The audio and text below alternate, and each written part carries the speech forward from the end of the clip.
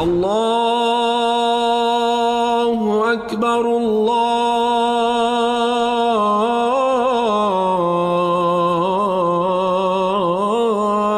أكبر. Assalamu alaikum and welcome to the Islamic Center at New York University podcast, coming to you straight from the heart of New York City. We're building an amazing Muslim community here at ICNYU where everyone is welcomed and respected no matter where you're from or where you're at. This is the place to be. So open your ears and your heart and come along with us on another life-changing journey. Bismillah. Bismillah, Bismillah, walhamdulillah.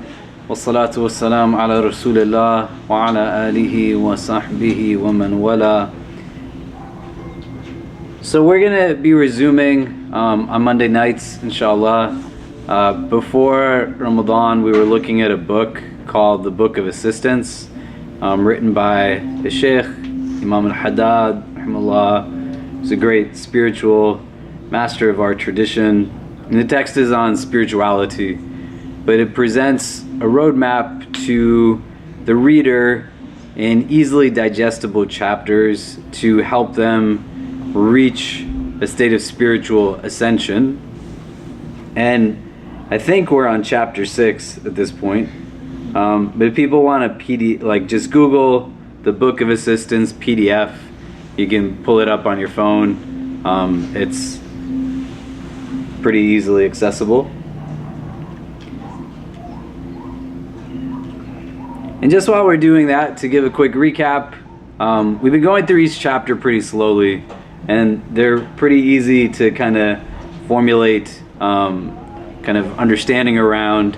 We have all the audio up online, videos up on YouTube. I'm happy to meet up with people also to kind of go through it if you missed the first 5 chapters.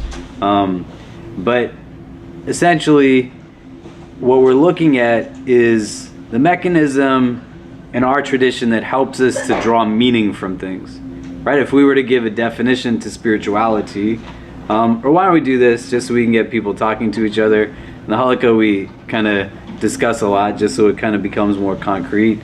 If you were to define spirituality, what would that mean, so that we have a baseline definition? So if you can turn the person next to you, ideally just in pairs. When we utilize this term spirituality, what is it that we're referring to? Just for a couple minutes and then we'll come back. Go ahead. Okay, so what does this term mean when we utilize it? Spirituality, what are we talking about? What did you discuss?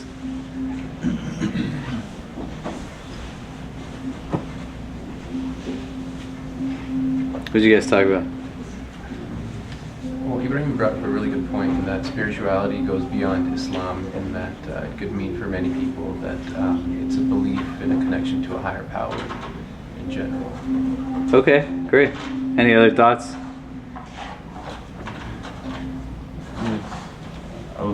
We were discussing this. For me personally, it was like knowing what you know intellectually about Islam or like whatever you know about Allah, and living that like experientially. So an example is Allah is the provider. Allah is the provider of your the source of your provision. How that plays out in my daily life and how I deal with that in terms of my work or whatever, and how I respond to things. That's like that engagement is spirituality, and how and the quality of that depends on how I am grasping that concept on a very real level. Okay. Anyone on this side of the room? What does it mean when we say spirituality?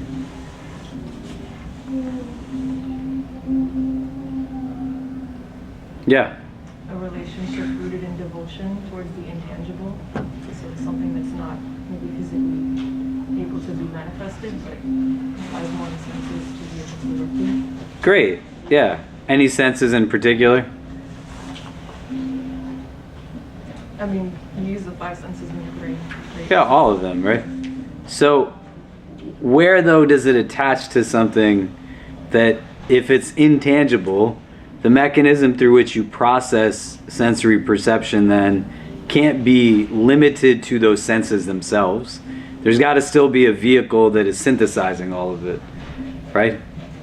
So what your eyes are seeing, what your hands are touching, what your tongue is tasting, what your ears are listening to, even what your mind is thinking, you're fundamentally still in a place where all of that is channeling in, right? You just went through Ramadan, Allah accepted from us. The whole idea is to build a relationship and shift the paradigm on just what consumption means overall. But you're taking these things in, and then it's being processed. What's processing it, ideally, if we want like spiritual excellence? What part of you should be processing this information? Yeah. Your heart. Yeah, your heart, right? Okay. And then what happens? Like it processes it, and then what transpires next? So my eyes see this, and I take it in, and my heart is now synthesizing it in order to do what? Stay connected to it. Okay. What else? Like manifest it into your reality, like the way that you show up in the world is based on like how pure or how connected or devoted your heart is to whatever spiritual belief that you have. Yeah, it's you're going through the process to kind of extrapolate meaning from things, right? You're in a place where now you can go, if like right behind us, how many of you were here for Eid the other day? Who came to Eid prayers here? Right? So literally, if you look behind me at this like pink flower tree right here, there's like lines of Muslims lined up. Some of you shaking the branches, the flowers fall on your face. People are like lying in pools of petals of flowers, right? It's really beautiful, mashallah. You're experiencing it. You're literally like smelling the flowers. You're feeling the flowers. You're seeing the flowers. The ability to draw like depth from it, to kind of extrapolate beauty from it, is not just outward, but through the outward, also inward. You look at these things and then you start to engage in questions like, what must a flower in Jannah look like? Or how majestic must be the one who created this flower in the first place? Do you get what I'm saying? And where and how everything essentially is not just what is most apparent, but it serves as a sign of something deeper. And so in our tradition, spirituality is quite often referred to through the term ihsan. And if you remember like months ago when we first talked about this, I know some of you were here because we gave the example of like the camel. Do you remember? And how do you say camel in Arabic? I know you guys were here because we talked about it. How do we say camel in Arabic?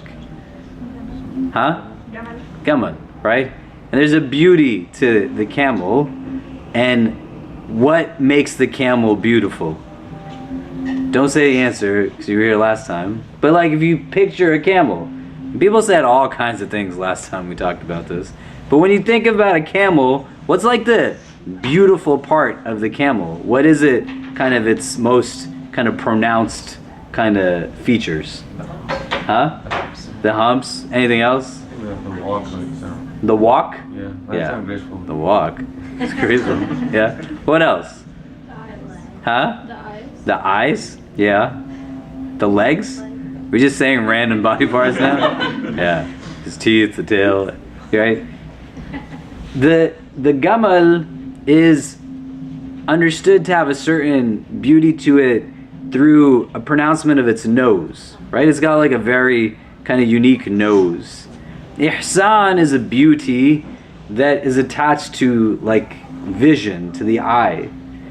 It's very particular that husn is rooted in what is both a vision that you see practically, but a vision of the heart, right? Because you can't draw meaning from something unless there's an ability to understand it through some of those aspects.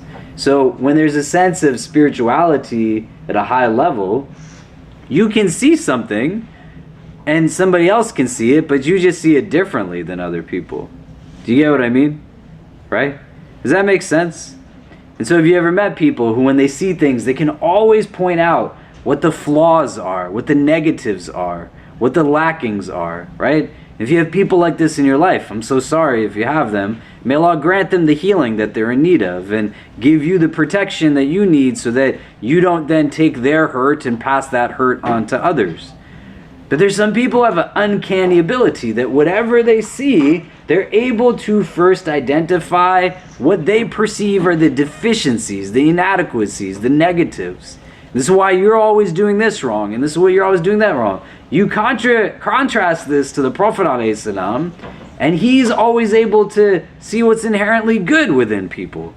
He can always highlight what is amazing within someone, empower them through their beauty, their light. What enables him to do this is his own husn, right? It's ihsan. He sees what other people see, but he sees it differently. Do you get what I mean? This is what we're talking about when we talk about spirituality.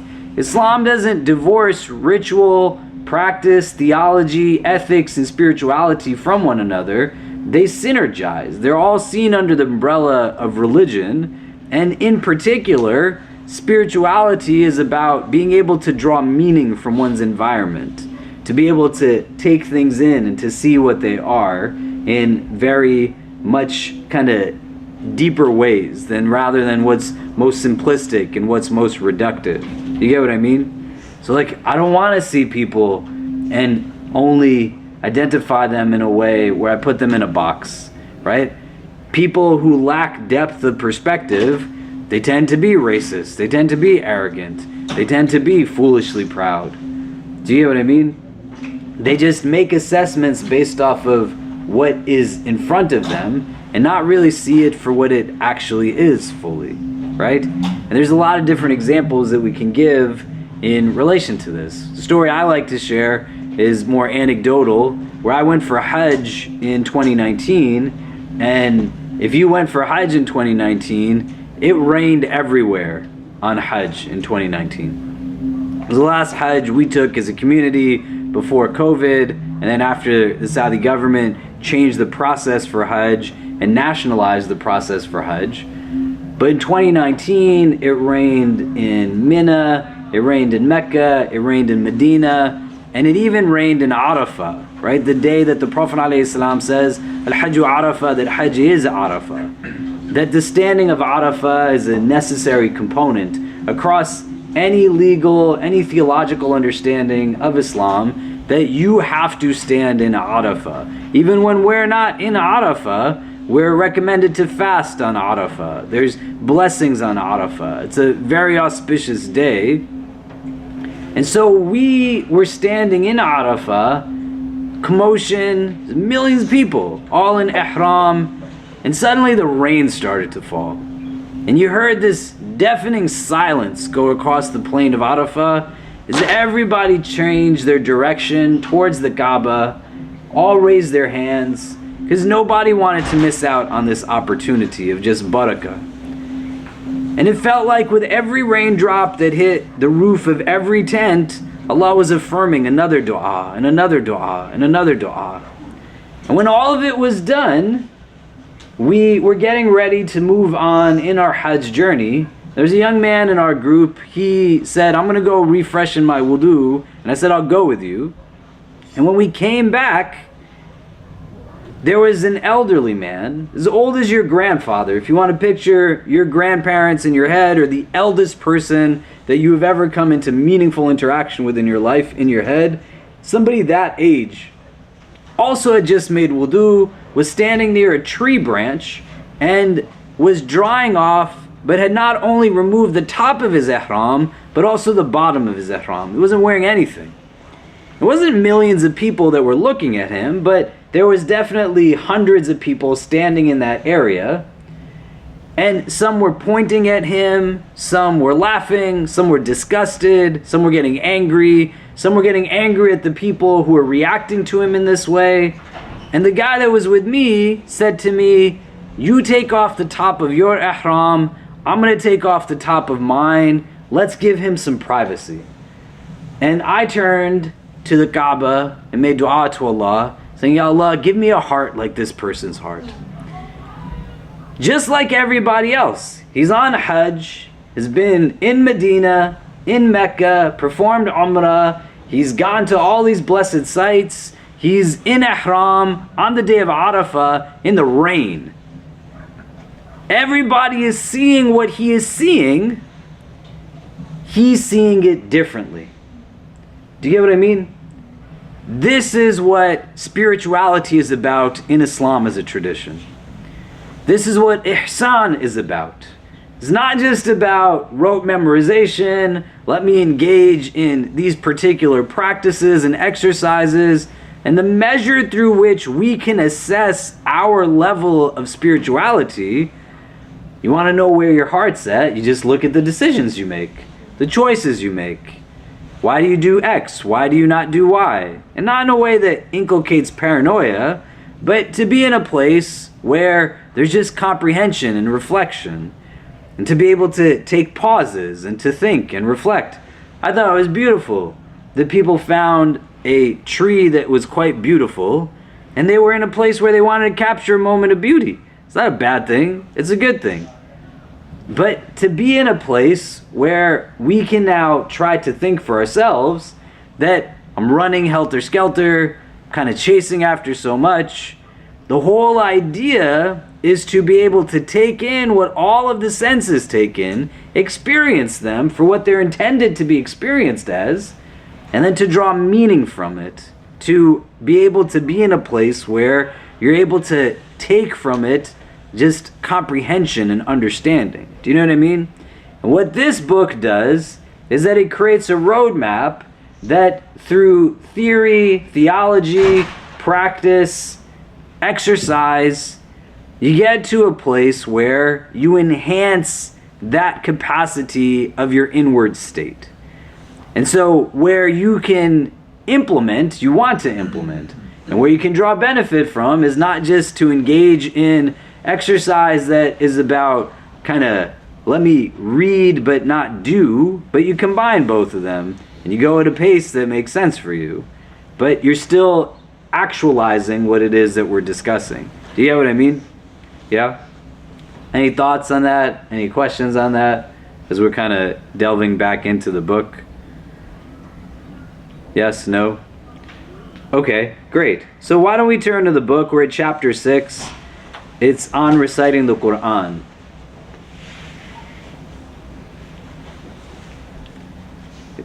Does everybody have it in front of them? Okay. Can somebody read just from the beginning? You must have a wird of recitation. Okay. Yeah, go for it. Bismillah. I'm reciting the Quran. You must have a wird of recitation of the mighty book to be read every day. The least you should do is read one juz, 1/30th of the Quran, so that you complete it once a month, and the most is to complete it every 3 days.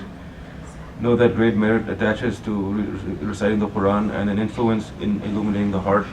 The Messenger of God, may peace and blessings be upon him, has said, the best of my nation's devotions is the recitation of the Quran. And Ali, may God ennoble his face, has said, the one who recites the Quran while standing in prayer receives 100 rewards for each letter. The one who recites it outside the prayer but in a state of ritual purity receives 25 rewards for each letter. And the one who recites it without ritual purity receives 10 rewards for each letter. Okay. So, a couple of chapters before this, Imam al-Haddad talks about regular devotions, what are called the awrad, or having a wird. And we went through it right before this. The idea is that you have a daily litany, set of Quran you recite, prayers you engage in, dhikr, adhkar. Now he's going to break it down, each one individually, to talk about how you can relate to them as your own spiritual practice and give yourself an insight for you how you relate to this thing. So you must have a wird of recitation of the mighty book to be read every day. The least you should do is read one juz, 1/30th of the Quran, so you must complete it once a month, and the most is to complete it every 3 days. I'm going to ask you in 2 minutes to take these 2 paragraphs and think about what they mean to you. But before you do that, what you want to know is that there is no specified amount that you are obligated to read of the Quran on a regular basis.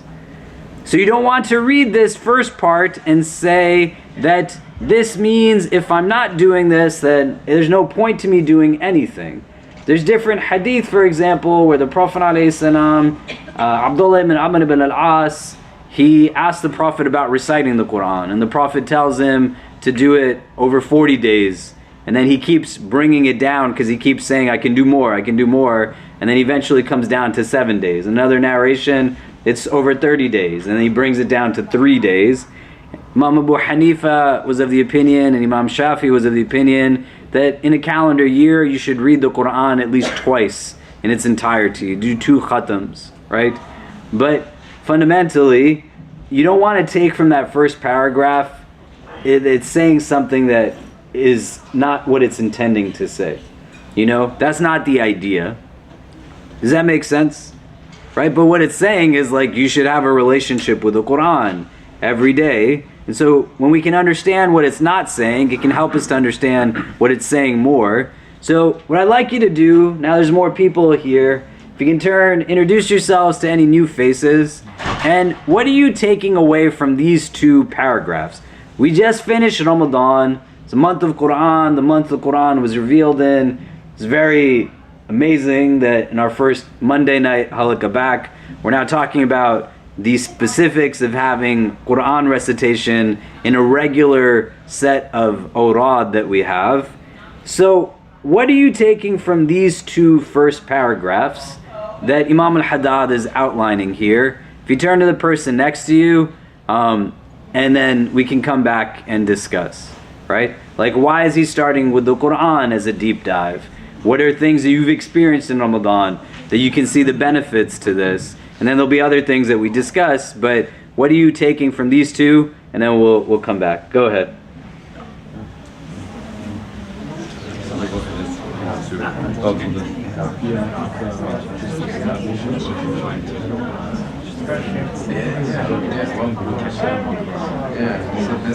these are the first 2 paragraphs here. What do you understand now?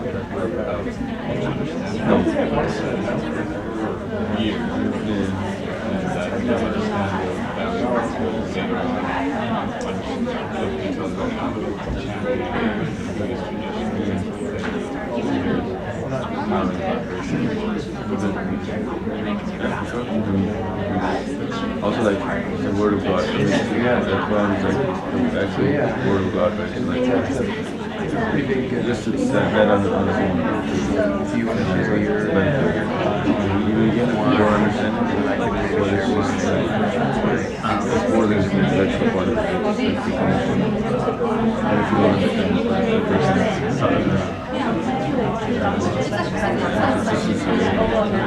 there's a whole thing where if you do 1 page,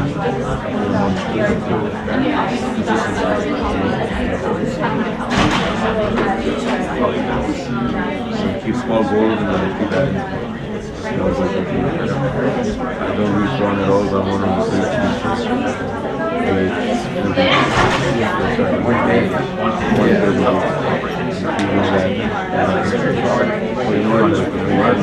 I already finished 1 juz in 1 year, and then the next year there was 5 days, something like that. That's no different. How I interpret it.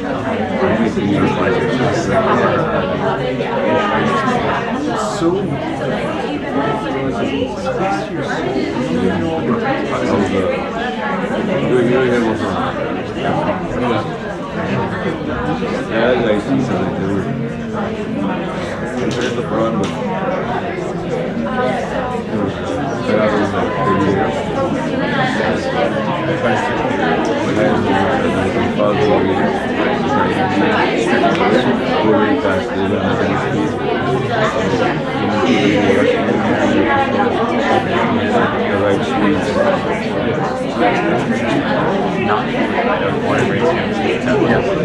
that's one thing that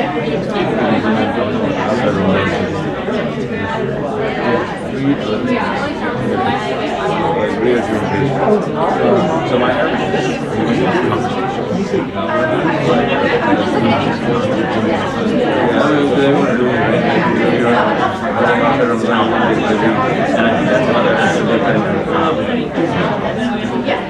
It's very difficult. I don't understand your and even then,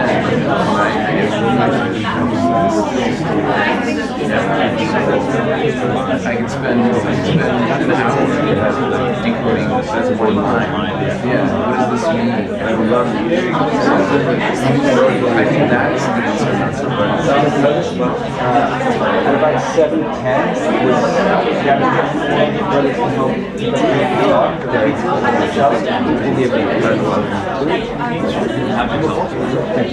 Where are you?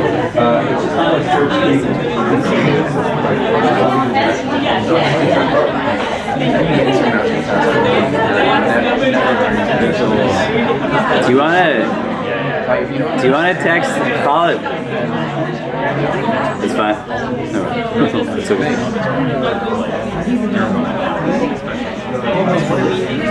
I do have a schedule.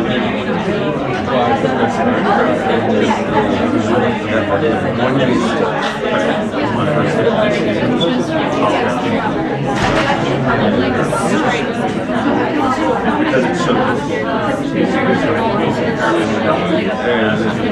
set up with like Arabic translation. So when I started to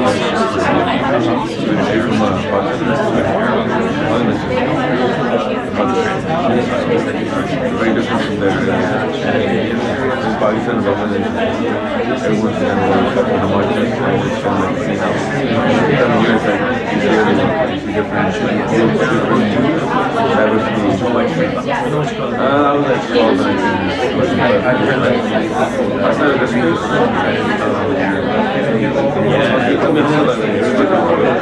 but this is the most diverse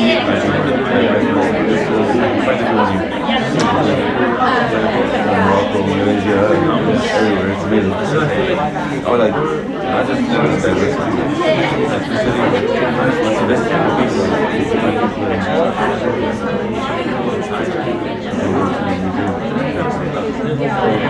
Okay, so what are some of the things that are coming up for people? What are you taking away from these first two paragraphs so far? What did you discuss? Consistency. Huh? Consistency. What does that mean? So like, kind of what you said earlier, that this is our goal, but like even if you do something less than this, like you should not feel bad. And the whole point is that just start somewhere with the relationship with the Quran. So even if it's like 1 page a week, that's all you can do. Do 1 page a week, but at least because it goes by the hadith, right? That the best of actions, or the most beloved of actions to Allah, are the ones that are most consistent.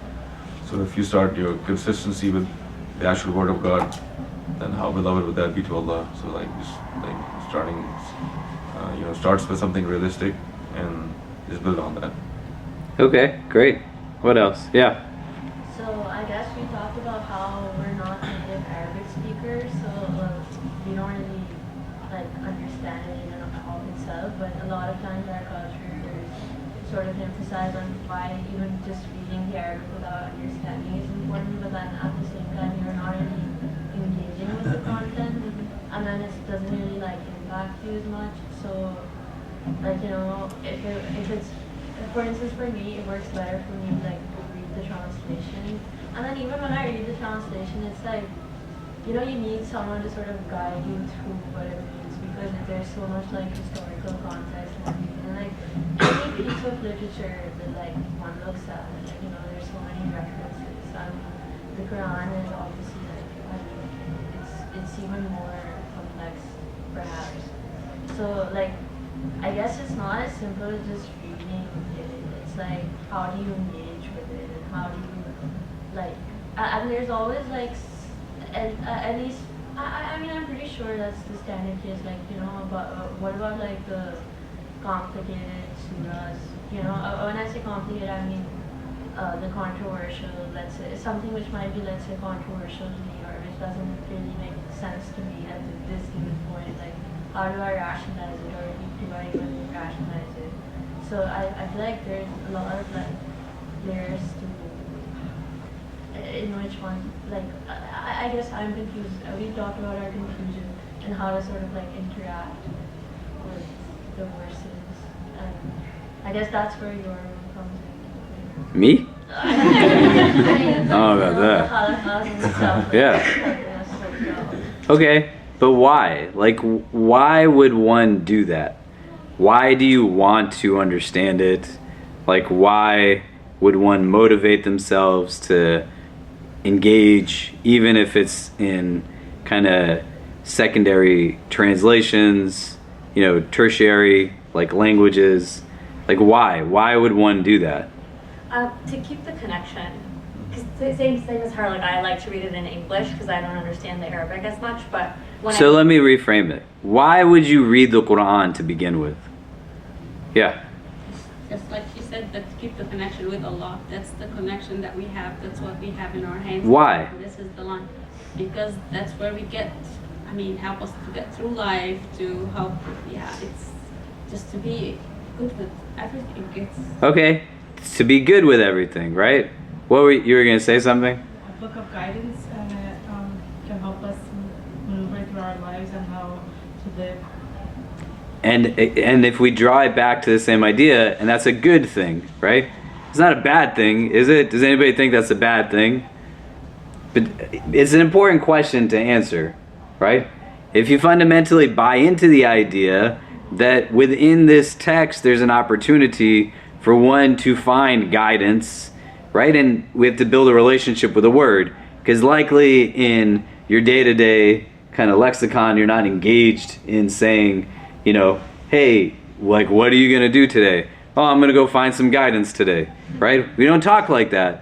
So if you don't have a relationship to the word, then you're saying somebody else's words.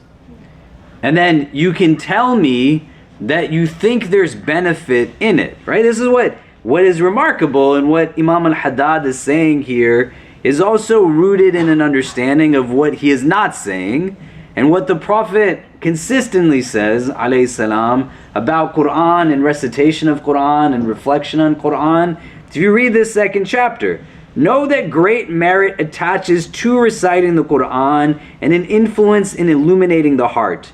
The Messenger of God, sallallahu alaihi wasallam, said, "The best of my nation's devotions is the recitation of the Quran." And Ali, may Allah ennoble his face, has said, "The one who recites the Quran while standing in prayer receives 100 rewards for each letter. The one who recites it outside of the prayer, but in a state of ritual purity, meaning wudu, receives 25 rewards for each letter. And the one who recites it without ritual purity, receives 10 rewards for each letter." It's not a transactional relationship with Allah, right? Like, when I used to teach at a Quran school when I was younger, my students were all really young kids. Some were as young as 4. The oldest were like 11 and 12. They constantly engaged in this mode of engagement with Quran and Hadith. They'd say, how many hasanas do I get for this? How many hasanas do I get for that? How many hasanas do I get for that? That's fine. I'm not knocking that mode of engagement. I'm saying here, like, if you missed Fajr, which is a fard act, right? May Allah make us steadfast in our Fajr prayer. If you miss Fajr, it's haram. So there's sin in not praying Fajr. If you pray Fajr, there's ajr in it. There's reward. If you don't read Quran, is there sin in that? Is there? No, right? But if you read it, there's gain in it. So the only thing you're choosing is whether you want to benefit or to not benefit. But you're not actively choosing, in the absence of doing, to then have detriment. So all of these hadith that talk about the recitation of the Quran and the reading of the Quran and the reflection of the Quran, they talk about the ajr, the rewards, the gains.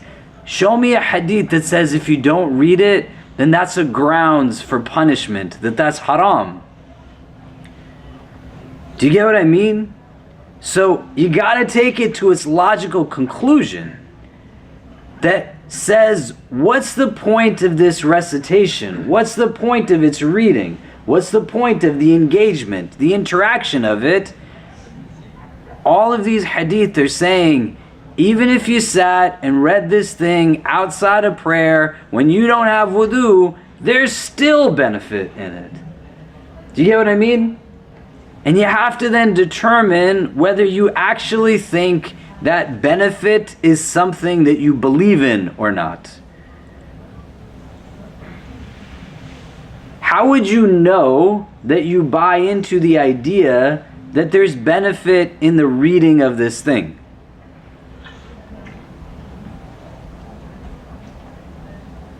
If it resonates? Well, even before that, how would you know if you buy into the idea, right? If I asked you today, like, is Islam good, right? I'm hoping all of you are like, yeah, it's good, right? If I said to you, like, should people be hungry? Like, is it okay that people don't have food? Most people would say, no, everybody should have food, right? But then if we said, well, why don't people have food? That's where the conversations change. And people don't want to acknowledge, like, systems that exist and structures that they benefit from that then require people to be hungry and these kinds of things, right? So they might claim something, but then their actions and relations to it are not necessarily there. Do you get what I mean? If you believe that there's benefit in reading the book fully, wholeheartedly, a metric through which you can assess that is whether you actually read it or not. Right? And not in a way where you throw your back against the wall in a state of, you don't know why I do this or that. I'm not saying that. This is why the notion can't be that it's just a marathon. Right? This is where, Professor Bilal Ware was here some months ago as part of our Black Muslim lecture series. And every Ramadan, he writes this post about how Muslims have this mindset where they seem to think like they can overpower the Quran, right? This kind of colonizing mindset that I'm going to conquer the Quran. I'm going to read it in this way, in the sense of kind of overtaking it, as opposed to being subservient to it and engaging it and building a relationship with it. Do you know what I mean? You can't dominate the Quran, right? The Quran is not a text that you have capacity to dominate, but you are in this place where it's not, hey, you got to read it every 3 days. You got to read it every 7 days, every 10, 15 days, 30 days, 40 days. But you got to read it, which is different from saying, do I read it X number of times a day versus do I read it at all and why am I reading it? You see what I mean? And these hadith are telling you in every scenario possible, there is benefit to reading the Quran. And it's one of those acts where if you leave it behind, it's not that you want to think about it transactionally. You're not getting punishment for not reading it, but you're not gaining from it in the ways that only you can gain by actually engaging the text. You see what I mean? It's going to be a hard question to wrestle with. So I want you to sit with it within yourself for just a couple of minutes before I ask you to talk to the person next to you about it. Why don't people read the Quran?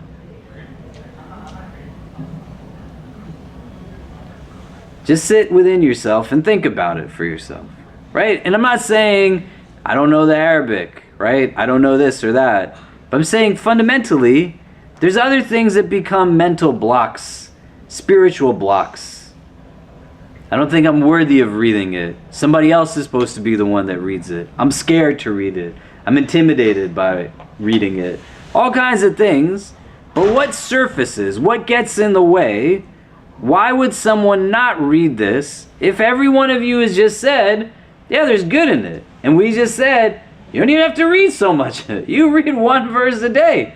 Like, why? Why would somebody not do that? Just sit with it for a minute.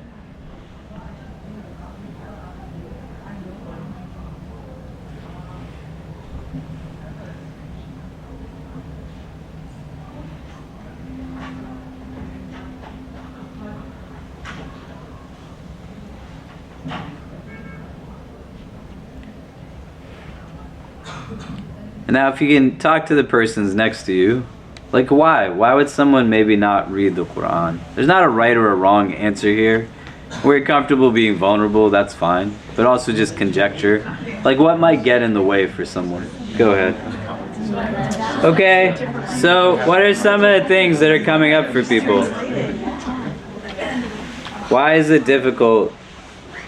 Why do some people not do it? Why do I not do it? Like what gets in the way? Yeah.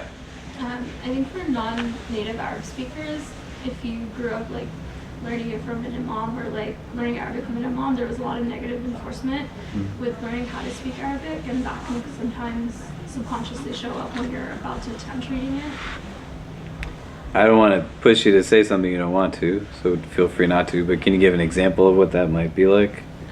What's like negative reinforcement? Just knowing that I'm not a native speaker and my pronunciation isn't the right way, and also being like a child of the diaspora, like a third culture kid, that plays into my native languages in addition, so I think that just translated over to Arabic as well. Great. Anything else? What else did we talk about? Everyone was talking, so what did you discuss? Yeah. We talked about how everyone has like a list of parties of things to do, so they start with the mandatory things, so it's a lot of fasting, and then they're like, okay, well, I have to finish this assignment, I have to do this, I have to do this, and then they have that secondary thing that are like you said, there's no concept for not reading, so everyone's just striving to be like good enough, so they don't want to extend themselves further, so then I just never makes like the top 10 list. Great. I mean, that's not great, but right? Yeah. What else? Yeah. This is more for me personally. Like the reason I've struggled with it is one reason is like being a non-native Arab speaker, so Arabic speaker. So like I obviously like don't understand like a lot of the words and all that. But I think the other thing that I've seen is like we're used to read like Quran is not like a. I mean, first it's a very heavy text because it's the word of God. It's not like any other book. And then I think when we read, like we're just used to reading things which are very linear, and like something has like a beginning, middle, and an end. The Quran is not linear. The Quran is like has themes, but the Quran is like it does take a while to grasp it. And I think like that sometimes could become like overwhelming. And this is something I'm going into which like I have like no clue. So maybe that. So why not? And this is I know it's easier said than done, but at some level we're still making a choice then, right? So if we fundamentally believe that the absence of comprehension or the intimidation from language barriers or all kinds of things that get in the way, but you all said even just one verse a day is sufficient, right? Couldn't you spend 10 minutes even just learning the vocabulary, the grammar, the nuance, the different recitations, explanations of just one verse? Do you know? And to be able to confront it in a sense that if it's not one verse a day, like one verse a week, in my adult life, I'm now 40 years old.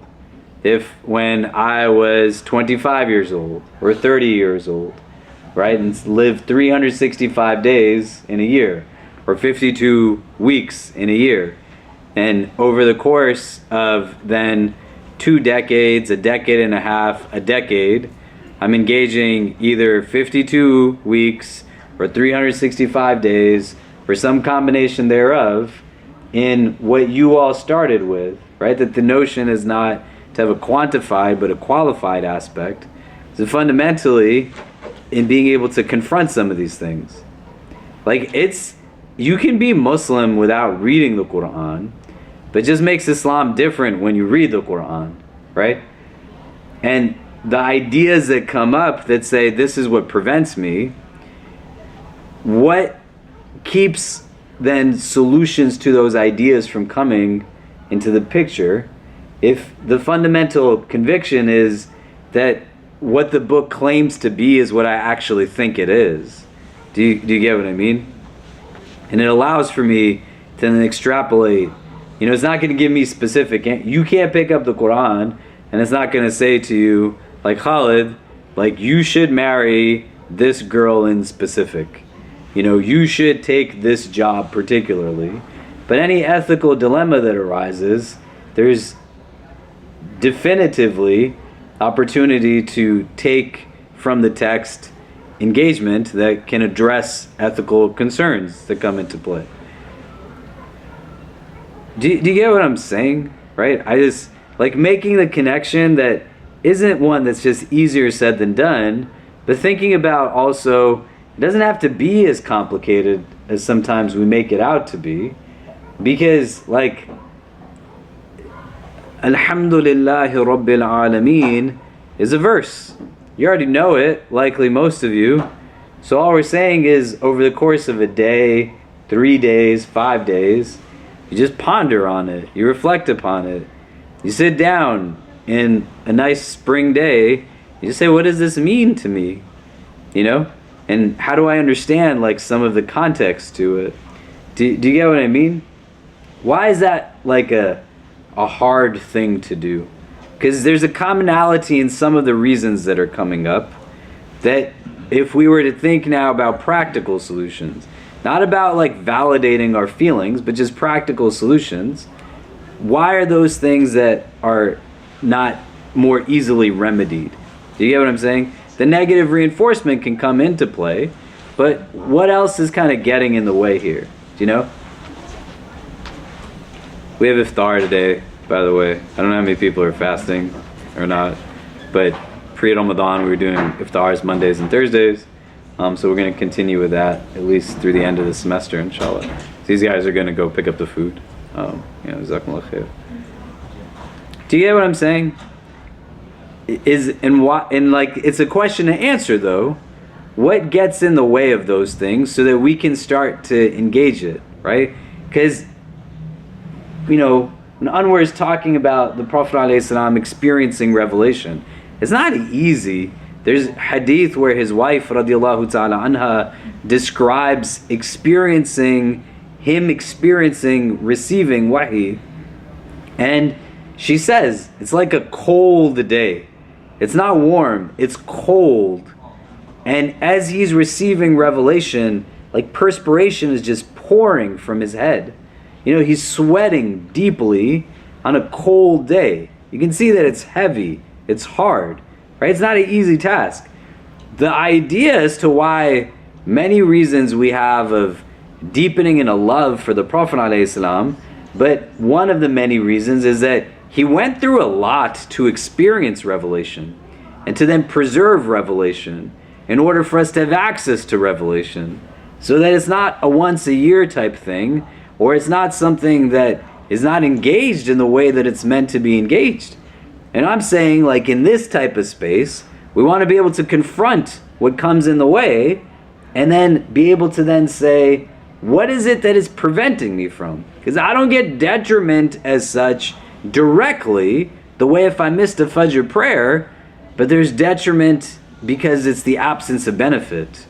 I'm not like gaining as much as I potentially can if the text is something that I'm just leaving behind, or the things that come up that have solutions to them, why am I then not pursuing the solutions? Do you get what I mean? Does that make sense? Right? What do we think here? You can't have this conversation and also be engaged in self-deprecation. So when we talked about spirituality months ago, when we started looking at the text, we did this like summated understanding of spirituality in the beginning of this session, right? You can't have spiritual growth if there's nothing to improve upon. You can't like go up if there's no place to go up. Do you know what I mean? And so you have to be comfortable with the fact, I have to be comfortable with the fact that there's things that we can all improve upon. And here we're talking about not even improving, but just building the fundamental relationship initially, and then trying to think out, well, what makes that difficult? Do you know what I mean? Do you get what I'm saying? And it's hard, but if you say you don't have the time to do it, where you'll hear like khutbah after khutbah and lecture after lecture. It's like, just do even one verse a day. If you say, I don't have the time to do even one verse a day, what you're saying is like, it's not important to me. Right? But when you say this text is not important to you, what are you fundamentally saying about how you understand yourself and how you yourself are important to you or not? Do you know what I mean? Does it make sense? What do you think? What else gets in the way? Yeah. So there are parts of the Quran that when I read, I find great like peace in them and healing in them. And then there are other parts that cause just as much kind of anxiety within me. And those are the parts that I think that are more kind of legalistic and talking about like this is the consequence for this, or a woman should be stoned for this, or a man should be lashed for that, and those types of things I find when I read them, I have to kind of put it down, and it takes me days of really thinking through like what did this translation mean, and what did Allah subhanahu wa ta'ala mean by this, and like how does this fit into my understanding of the world and like morality. And so those things, like it almost creates an aversion for me where like I can't go back to it until I've reconciled it within myself. And the parts that bring me peace, I almost also feel like I can't fully absorb those in those moments, because I feel like I'm kind of cherry picking of like this sits okay with me, this doesn't make sense to me.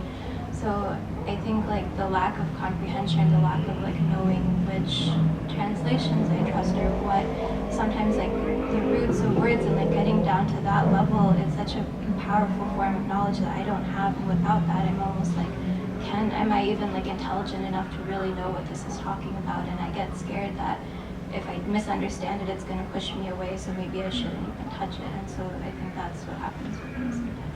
But is it like you just spent a month, many of you, right? And I appreciate you saying that, because it's important, right? We want to put things out there so we can name them, that we can understand them, because likely a lot of us feel this. Do you know what I mean?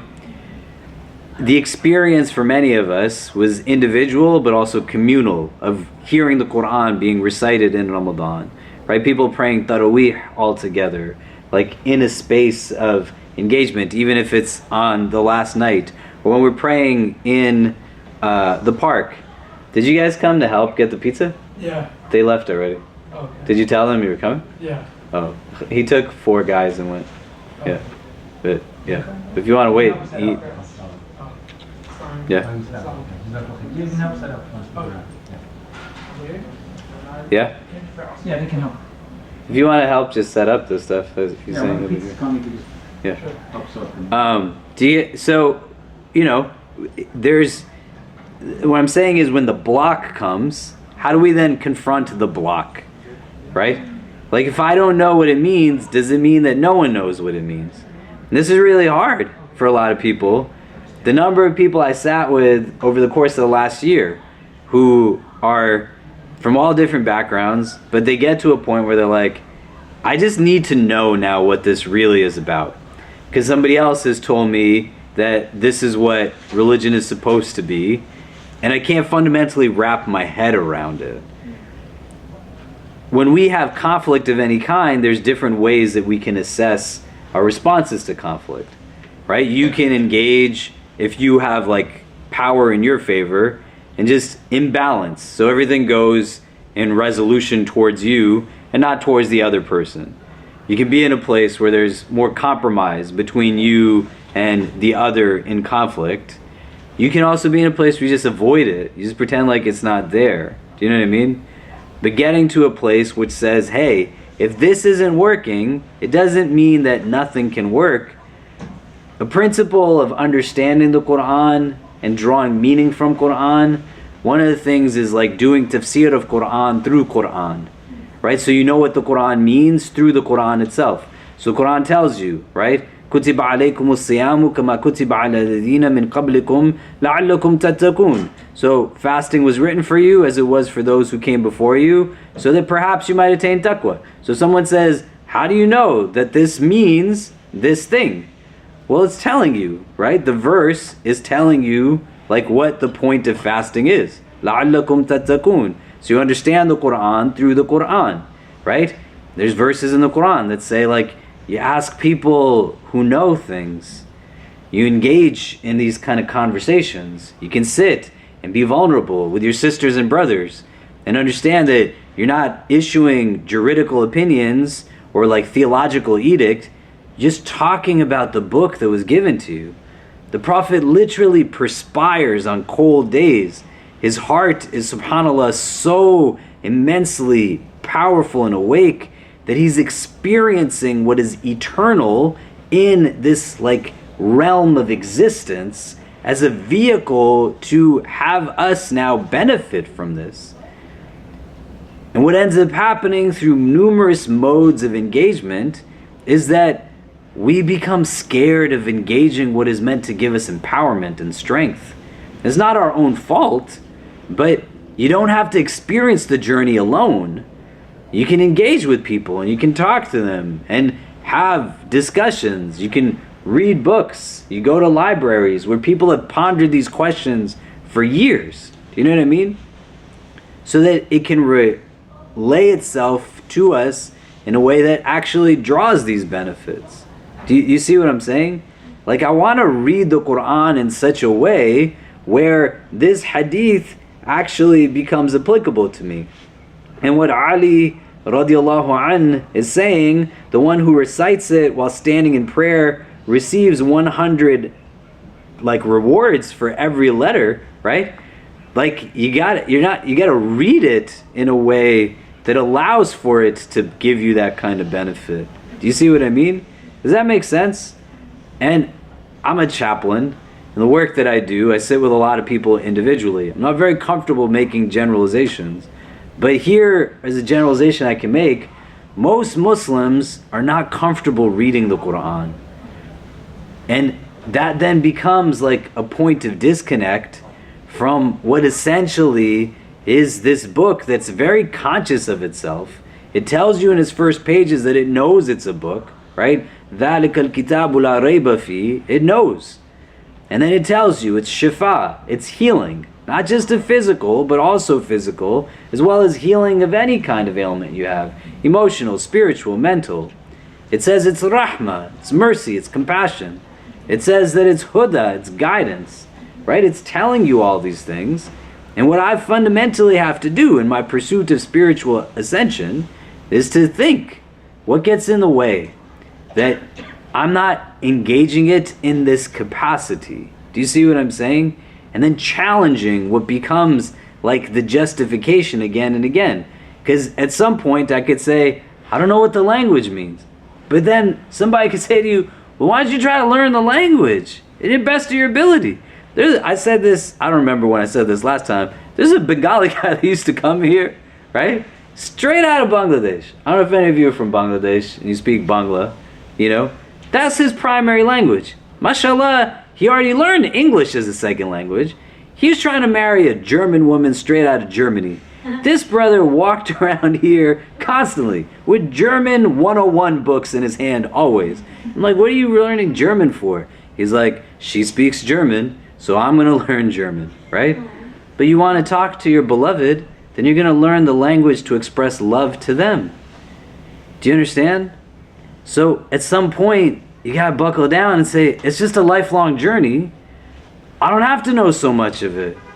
Right? Imam Shafi, he says, if all people knew was Surat al-Asr, and they contemplated on it and reflected upon it, that's all they need to know from the Quran.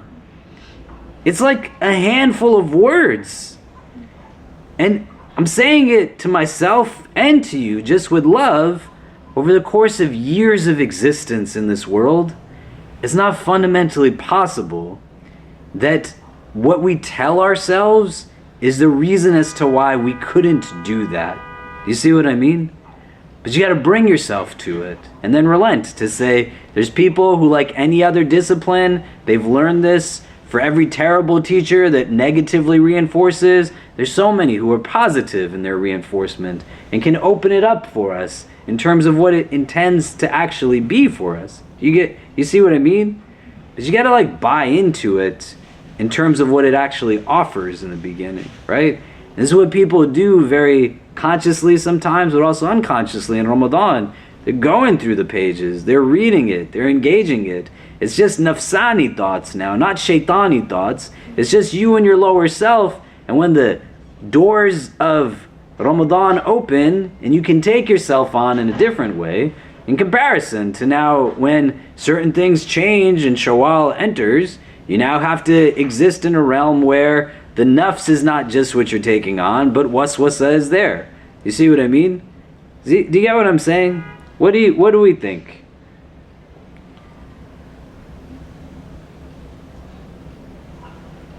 Any thoughts on this? Maybe we can turn to the person next to you. What are we taking away from it so far? Like, what is it bringing up for us? Go ahead.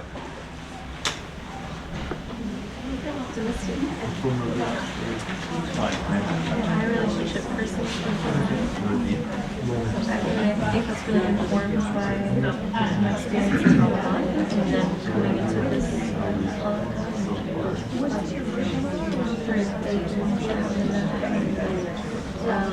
and this is, I mean, it's the first one that I've ever been here, right? And it's for me, this is like a Ramadan that really felt like I finally understood, right, when people just say that so much more than other things fasting to me. Okay, like, wait, so what I kind of realized my first Ramadan was about praying for testing. So before that I wasn't praying for testing, so my first Ramadan was going to pray for testing every time that was right, and then after that became a habit. And then my second Ramadan, I started praying for this, alhamdulillah, every day,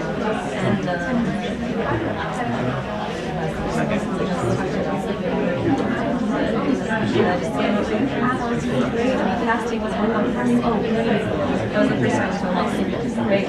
Yeah, and the first year was yeah, exactly.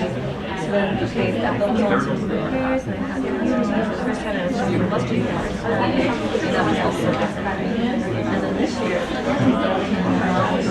when I heard the Quran, wow, like it really makes sense.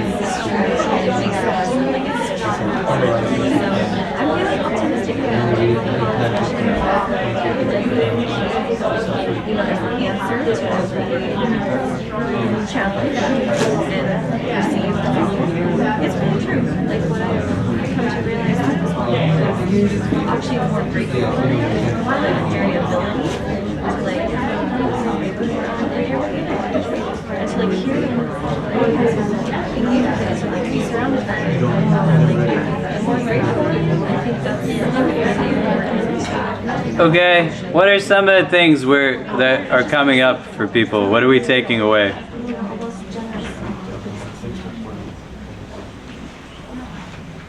What are we discussing? Yeah. It's the mood of our inability to engage with the Quran and who is rooted in either negative reinforcement or just the way we were conditioned to be used to it. It is our responsibility to be able to work through to either become cognizant of what it is that is preventing you from reading it, and doing the work of trying to undo that, whether that was on your own terms or someone else doing that upon you. Yeah, right? Just like we want to unpack. There's so much that people put in our hearts that we didn't welcome into our hearts. But fundamentally, it's now in our heart. I don't want it to have an abode in my heart, right? I don't want to have generational trauma that I keep passing on. I don't want to have negative core beliefs that came from socialization periods where people were telling me more of what was wrong with me than anything that was right with me. You get what I mean? Like when you read these hadith, this isn't a religion that's about like going on a marathon. All of these hadith, they talk literally about the individual letter and there being a reward in the recitation of the individual letter. Why? Why are they telling you in just the recitation of a letter there's an ajr, right? Because you don't have to read so much for it to be a source of gain. You can read in your prayers Surah Kawthar and Surah Ikhlas. You can read them again and again, again and again. You can be in a place where, like, if you can understand the bar of entry in this religion is not up here, it's down here. And so you don't have to pray Taraweeh where you read a juz every night. You don't have to read the whole Quran in its entirety in the nights of Ramadan. You go to Turkish mosques, and when they pray Taraweeh, they're praying it super short and super fast, right? That's just their cultural tradition. Has anybody prayed Taraweeh in a Turkish mosque before? You come from a Turkish background, right? Am I right? Am I right? Right? It's amazing. You walk in, these guys are just going, then you're done. And that's great, mashallah, right? But do you see what I'm saying? Why would there be a constant repetition of this idea that every letter has reward to it? Because you think about the billions of Muslims that live in the world now and the trillions who have existed since Islam was introduced into this world. Every one of them has not memorized the whole Quran. Most of the companions did not memorize the whole Quran. A lot of the early generation of Islam didn't have even the ability to read. These are just objective facts. Do you get what I mean? So you go at it at a pace that gives an entry point to everybody. And it's like, hey man, even when you're reading just the shortest surahs in the Quran, every letter has benefit to it. You see what I'm saying? Removing any sense of self-deprecation. You're not in a race with anybody else. You're just going with a sense of, I'm trying to get to where I potentially can get to. Do you see? Right? And you go through it each and every day. You're reading something when you pray, and there's still benefit. That's what this is telling us. The hadith of the Prophet, the sayings of Ali radiallahu an, so many others. There is gain to it even in that capacity. And then you can think about this with that shift in a paradigm. You're already